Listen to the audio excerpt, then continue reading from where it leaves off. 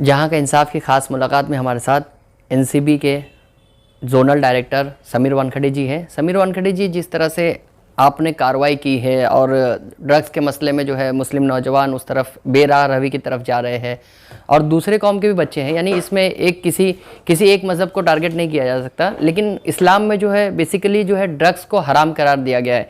इसके बावजूद मुस्लिम नौजवान ड्रग्स ले भी रहे हैं और मुसलमान जो है ड्रग्स फ़रोख्त भी कर रहा है और मार्केट में बाकायदा तौर पर मैंने कई ऐसे मुलजिमीन को भी देखा जो दाढ़ी में रहकर ड्रग्स वगैरह फ़रोख्त करते हैं।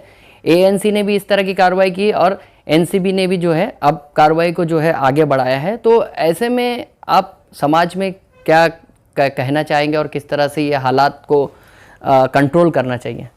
देखिए जावेद साहब, ये जो इशू है, ड्रग का इशू है, ये एक यूनिवर्सल इशू है। मैं इसे कोई कम्युनिटी के साथ, मज़हब के साथ लिंकअप नहीं करना चाहूँगा, because it is a international issue. हमारे देश का ये एक प्राइम इशू है कि हमारे जो नौजवान हैं, हमारे जो यूथ हैं, वो कोई भी रिलीजन से हो, कोई भी कम्युनिटी से हो, तो उनके लिए बेसिक खतरा है। लॉ इन्फोर्समेंट एजेंसी का ये सबसे अहम और प्रायोरिटी का रोल है to stop drug issues in the country. इसे काफ़ी ऑर्गेनाइज सिंडिकेट चलाते हैं। कुछ ड्रग्स ऐसे हैं जो देश के बाहर से आते हैं, जो हमारी सिस्टम को, जो हमारी इकोनॉमी को, जो हमारे यूथ जनरेशन को डिस्टर्ब करने की कैपेबिलिटी रखते हैं। तो एनसीबी एक अपेक्स एजेंसी है जिसका काम है ऑर्गेनाइज क्राइम सिंडिकेट को रोकना। तो उसी बेसिस पे मुंबई, महाराष्ट्र और गोवा में हमारी कार्रवाई यही है कि इसे महाराष्ट्र और गोवा मुक्त करें। नहीं, जिस तरह से एनसीबी ने अभी सुशांत सिंह राजपूत के बाद से जो कार्रवाई को तेज़ी लाई थी, जिस तरह से कार्रवाई की, फिल्म स्टार से लेकर तमाम ऐसे लोग जिसके कनेक्शन ड्रग्स से जुड़े थे, आपने हर किसी को जो है उसमें अरेस्ट किया। कई मामले में जो है ऐसा भी हुआ कि एनसीबी पर जो है वो तनाज़े का शिकार भी हुई एनसीबी। कई मसले पर जो है एक्यूज़ ने एलिगेशंस भी किए, लेकिन इसके बावजूद एनसीबी की जो कार्रवाई है वो तेज़ी से बढ़ रही है। तो इसके पीछे क्या राज है आपका? देखिए, NCB is a very professional agency. जो हमारी इन्वेस्टिगेशंस होती है ये काफ़ी प्रोफेशनल मैनर में होती है। तो इसमें डिफेंस का ऑल राइट होता है कि जो उन्हें कहना है वो व्यक्त करते हैं, उनका जो कहना होता है। लेकिन हमारी जो पॉलिसी है which is impartiality and integrity, ये पॉलिसी पे, ये आधार पे हम काम करते हैं। और अभी तक पिछले 10 महीने में काफ़ी केसेस बुक हुए हैं। 90 के तकरीबन केस बुक हुए, जिसमें कई प्रकार के ड्रग्स हैं, जैसे कि कोकेन, चरस, hashish, mephedrone, methamphetamine, alprazolam, tramadol, जिनकी इलिसिट मार्केट वैल्यू भी काफ़ी ज़्यादा है। उसके अलावा काफ़ी आरोपियों को भी जो ड्रग्स के साथ में पाए जाते हैं, जो ड्रग्स का काम करते हैं, पेडलिंग, सप्लाइंग चेन में भी काफ़ी लोगों को 200 से ज़्यादा लोगों के ऊपर भी कार्रवाई की है हमने इस 10 महीनों में। और 20,000 करोड़ से ज़्यादा कुछ माल आपने पकड़ा है 6 महीनों में। वैल्यू, इंटरनेशनल इलिसिट वैल्यू में काफ़ी ज़्यादा वैल्यू है उसका। जी। उसके अलावा भी महाराष्ट्र के अलावा भी गोवा में काफ़ी मॉड्यूल्स बस्ट किए हैं जी। काफ़ी फॉरेनर्स भी वहाँ पकड़े गए हैं। कुछ ड्रग रेव पार्टीज़ भी रोकी गई हैं। उसके अलावा भी मुंबई में भी काफ़ी फॉरेनर्स को अरेस्ट किया गया जो ये सब ड्रग्स के तस्करी में जो भाग लेते थे। देखा जाए कि नार्को टेररिज्म की तरफ भी ड्रग्स के पैसे जाते हैं, फंडिंग होती है, मनी ट्रेल उस तरफ जाता है। तो उसको किस तरह से रोका जाए जिससे हमारे मुल्क जो है वो सिक्योर रहे और महफूज रहे? ऐसे में बहुत सारे गैंग्स भी काम करती है, अंडरवर्ल्ड के लिंक्स को भी आपने बेनकाब किया। आपने मुंबई के डोंगरी इलाके में एक फैक्ट्री को भी बस्ट किया और उसमें जो है जितने भी आरोपी थे बाकायदा उनको गिरफ्तार कर लिया गया। तो ऐसे में मुंबई शहर में इतने बड़े पैमाने पर ड्रग्स की एक फैक्ट्री आपने बेनकाब की, तो क्या लगता है आपको कि ये कारोबार किस हद तक आगे चला गया है? देखिए, ये basically disregard for law enforcement था जी। ये ओवर कॉन्फिडेंस हो गया था इनका, डिसरिगार्ड लॉ इन्फोर्समेंट हमारी एजेंसीज की इन्होंने की। और हमारा जो काम था डिसमेंटल करना, हमने प्रॉपरली सर्विलेंस करके इन पे किया। अब तक मुंबई एनसीबी ने 11 से 12 गैंग्स जो ऑर्गेनाइज्ड ड्रग रिलेटेड गैंग्स थे उन्हें न्यूट्रलाइज किया है। जैसे कि अभी पठान गैंग कह रहे हैं जी, पठान गैंग, चिंकू पठान को पकड़ा था आपने। तो इससे सिस्टमेटिक वे में लीगली तौर पे we have try to eliminate them the gang, dismantle the gangs. उसके अलावा भी जैसा आप कह रहे हैं कि इस पे कैसे रोक लगा सकते हैं, ये टेरर फाइनेंसिंग का कुछ इन्वेस्टिगेशन में आया है हमारे ज़रूर जी अक्रॉस द नेशन, फॉरेन से। जी it is a very big problem, national problem है ये, एंड इसके लिए भी हम लोग सख्त कार्रवाई कर रहे हैं, जो सेक्शंस भी काफ़ी कठोर लगा रहे हैं। जब कोई फिनेंसिंग इलिसिट ट्रैफिकिंग में इंडल्ज करता है और फिर उसके लिए कड़ी शिक्षा भी होती है। उसके अलावा भी चैप्टर 5A का प्रोसीडिंग्स होता है NDPS एक्ट में, जहाँ पर ये जो क्राइम प्रोसीड, जो ड्रग खरीद फरोख्त के बाद में जो पैसे बनाते हैं, बिल्कुल क्राइम मनी, उसे भी हम लोग इन्वेस्टिगेट करके सीज करते हैं अंडर चैप्टर 5 में। तो अभी तक का भी मुंबई जोनल यूनिट ने लगभग 10.5 करोड़ की प्रॉपर्टी संपत्ति जब्त की है इन ड्रग लॉर्ड्स में। आपने NIA में भी काफ़ी देर तक काम किया, यानी काफ़ी दिनों तक आप NIA में भी रहे और जुनूनी सतह पर काम किया। आपने कई नौजवानों को जो है रेडिकलाइज थे उसको डी रेडिकलाइज करने में मदद की। कई नौजवानों की जो है तकदीर बदल गई और वो राह रास्त पर आ गए। जैसे कि कुछ भटक जाते हैं, टेररिज्म जो है वो मजहबी जो है गुमराही का शिकार हो जाते हैं कि भाई ये जो है कुरान और हदीस की गलत मालूमात और इंटरनेट के जो गलत तरीके से निकाल कर जो पढ़ते हैं नौजवान, तो उसमें गलत मालूमात हो जाती है। तो इस सिलसिले में जो जिहाद के गलत मानी निकाले जाते हैं, मफहूम निकाले जाते हैं, तशरीह कुरान की गलत तरीके से पेश की जाती है, उसका जो है टेररिस्ट फ़ायदा उठाते हैं। तो इसमें भी आपने काफ़ी काम किया, तो उस सिलसिले में भी ज़रा बता दीजिए कि नौजवानों को क्या करना चाहिए। हाँ, देखिए ये जो नौजवान है हमारे देश के एसेट है जी, जो यूथ है। अभी इसमें और इसमें NCB में भी और जब मैं NIA में था वो टाइम पे भी हमने देखा था कि काफ़ी मिसगाइडेड होता है। जी intellectually they are very good, उनका IQ लेवल काफ़ी हाई होता है, उनकी जो पढ़ाई लिखाई होती है वो भी काफ़ी बड़े ऊंचे दर्जे से होती है, बड़े इंस्टीट्यूशन से होती है। काफ़ी IT ग्रेजुएट्स है, कुछ इंजीनियरिंग ग्रेजुएट्स है।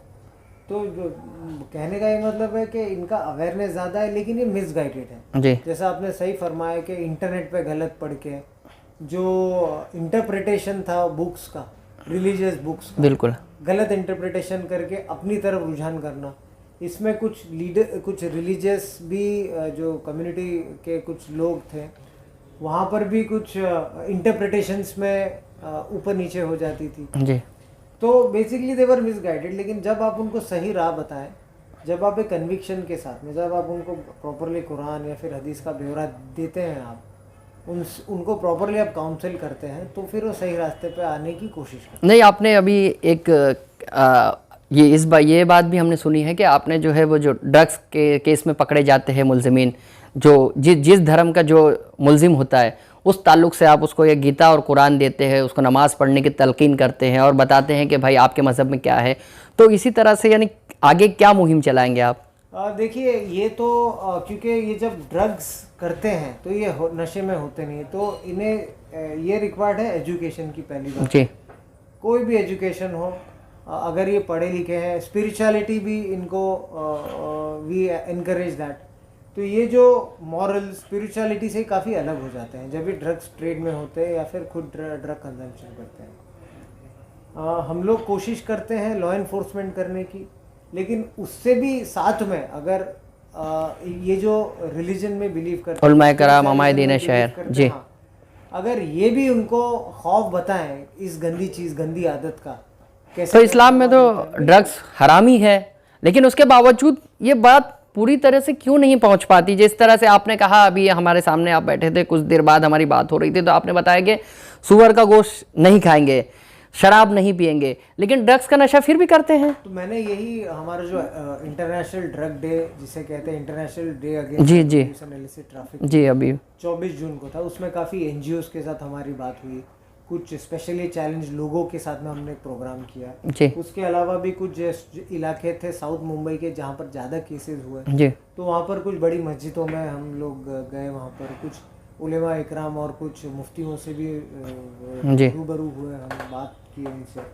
तो मेरा वही उनसे दरख्वास्त थी कि आप भी थोड़ा अवेयरनेस करिए जब भी आप आपके रिलीजियस फंक्शंस करते हैं, कोई दर्स करते हैं, इज्तिमा करते हैं या फिर जुम्मे की तकरीर होती है, तो उसमें भी आप थोड़ा ये मेंशन कीजिए ड्रग्स के बारे में, ड्रग्स की बुरी आदत के बारे में, फिर बाद में उसका कुरान की आयतों का, जैसे सूरह मैदा में जी बताइए। आयत 90 या 91 जी, का जी। लगा दीजिए, मुस्लिम शरीफ की हदीस आप उनको बताइए, जहाँ पर चीज़ें काफ़ी क्लियर हो बच्चों में कि ये हराम है, इससे दूर रहा जाए। नहीं, खानकाहें वगैरह और दूसरी जगहों पर जो है सूफ़ी नशा कहकर जो है नौजवान जो है इसको इस्तेमाल करते हैं और वो एकदम मस्त रह हो जाते हैं कि बोले सूफ़ी नशा है, इससे कोई वो फ़र्क नहीं पड़ता और इस तरह के नशे जो है वो किए जा सकते हैं, तो उसमें क्या कहना चाहेंगे? नहीं, ये देखिए, हम लोग एक लॉ इन्फोर्समेंट एजेंसी है। जी जो चीज़ें एनडीपीएस एक्ट में प्रोहिबिटेड है उस पर तो हम लोग एक्शन लेंगे। जी अगर ये एनडीपीएस शेड्यूल में जो ड्रग्स आता है वो वॉयलेट चाहे कोई भी करे, हम लोग एक्शन लेंगे। चाहे कोई भी क्वांटिटी हो, कोई भी इवेडर हो, we will take action on that. जैसे कि खानकाहें जो है वो ड्रग्स के करीब काफ़ी जाते जा रहे हैं, खानकाहों के करीब जो है वो ड्रग्स की खरीदो फरोख्त होती है, जैसे हाजी अली हो गई है और माहिम दरगाह शरीफ है, मखदूम फ़कीर साहब, तो यहाँ जो है वो ड्रग्स की काफ़ी खरीदो फरोख्त का मामला सामने आता है, लेकिन उसके बावजूद उस तरह से कार्रवाई नहीं की जाती जिस तरह से कार्रवाई होनी चाहिए, तो इस सिलसिले में क्या करेंगे? नहीं, देखिए, ये तो परसेप्शन है, ये जो अच्छी जगहों का दुरुपयोग अगर करते होंगे तो दिस इज़ वेरी अनफॉर्चुनेट। लेकिन हमारी ड्राइव जारी है, जो आपने इलाके हमें कहा है तो वहाँ पर भी हम लोग मुस्तैदी से सर्विलेंस रखेंगे। एंड पब्लिक भी अगर उनको भी काफ़ी क्वेश्चंस है इस बारे में, एंड उन्होंने भी हमको काफ़ी इंडिकेट किया है, तो प्रॉपरली प्लानिंग सर्वेलेंस करके we will take action against drug supply. आपने डी कंपनी से लेकर तमाम गैंग पर कार्रवाई की, ड्रग्स के मामले में फिल्मी स्टार्स पर कार्रवाई की, आपकी जो है वो जान को भी खतरा हुआ, जिस तरह से आप पर गोरेगांव में हमला हुआ, तो ये तमाम चीज़ों के बाद आपको क्या लगता है कि भाई इस तरह से यानी मैं काम करता हूं तो आपकी जान को खतरा है, तो आप क्या समझ के काम करते हैं? देखिए, जब आप सिविल सर्विसेज एंटर करते हैं जी, और जब ये फील्ड आपने चुना है तो फिर आप यू आर मेंटली प्रिपेयर्ड देश के लिए, नेशन के लिए। जी, अगर कभी ज़रूरत पड़े तो ये तो फॉर्चुनेट होंगे हम लोग के, अगर देश के काम आए कुछ हम लोग। बट ये हमारा जॉब है, अगर हम नहीं करेंगे तो और कौन करेगा? ये हमारा जॉब है, we are train for that. सरकार इसके लिए हमें अपॉइंट करती है, सरकार सैलरी देती है इसके लिए हमें, और लाइफ में रिस्क है तो वो तो हर चीज़ में रिस्क होती है। नहीं कभी ऐसा महसूस नहीं होता कि भाई इस तरह से यानी मैं दुश्मनी मोल ले रहा हूँ? जिस तरह से आपने एनआईए में भी काम किया, जुनून की हद तक काम करते हैं, आपका छुट्टियाँ नहीं लेते हैं, तकरीबन एक हफ्ते तक जो है वो घर नहीं जाते, तमाम चीज़ें हमें पता है, तो कैसा यानी पूरा आपका रहा है तजुर्बा इसमें? तजुर्बा रहा है, अच्छा रहा है, देश सेवा का तजुर्बा है। जब तक हिम्मत है, जब तक फिजिकली एक्टिव है, करेंगे, 100% देंगे हमारा। तो मुस्लिम नौजवानों को क्या पैगाम देना चाहेंगे आप? यही पैगाम देंगे कि जो हमारे यूथ है वो हमारे देश की संपत्ति है जी, आप लोग फ्यूचर हो देश का, और ये हम सब लोग का कर्तव्य है, हम लोग का फर्ज है कि आपको प्रोटेक्ट किया जाए इस गंदी नशीली चीज़ों से। आपका जो प्रोडक्टिव टाइम है, आपकी एनर्जी है, आपका जो यूथ में जो आपकी ताकत है जी, आप उसे देश की बिल्डिंग के लिए। नहीं लड़कियां भी एमडी लेती है, तो उस सिलसिले में क्या कहना है आपका? वही कि आपका जो टाइम है, आपकी एनर्जी है, वो देश नेशनल सर्विस बिल्डिंग के लिए, नेशनल के जो काम आए आपकी सर्विस के लिए और नेशन के लिए आप कंट्रीब्यूट कीजिए, रादर देन ये सब चीज़ों में आप आपका टाइम वेस्ट करो, एनर्जी वेस्ट करो। ये थे समीर वानखेड़े जी, जिन्होंने ड्रग्स के मामले को लेकर नौजवानों से ये अपील की है कि वो तामीरी कामों में अपना वक्त दे और ज़्यादा से ज़्यादा जो है ऐसे काम करे जो मुल्क और कौम के लिए मुफीद हो। फरहान सिद्दीकी के साथ मोहम्मद जावेद शेख, जहां का इंसाफ।